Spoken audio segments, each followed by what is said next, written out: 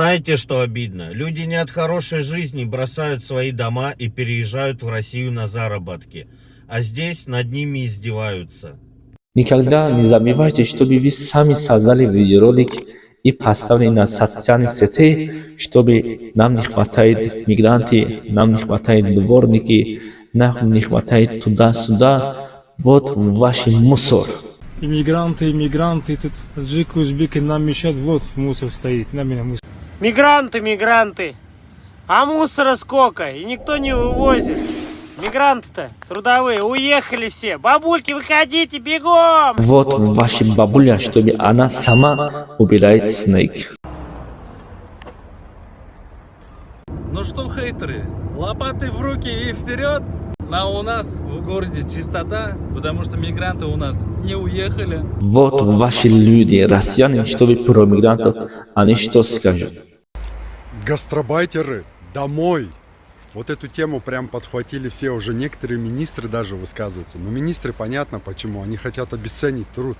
А народ подхватил такой весь, да, домой. А вот для чего тебе голова? Для того, чтобы думать? Нет, я в нее ем. Так вот, первый транш северокорейских рабочих, 2000 человек, едут в Новосибирск, будут работать на стройках. Они будут работать за еду. Зарплату будет получать Ким Чен Дон. Потом москвичи замечают, что в Москве на стройках много чернокожих из Нигерии. Они работают за копейки.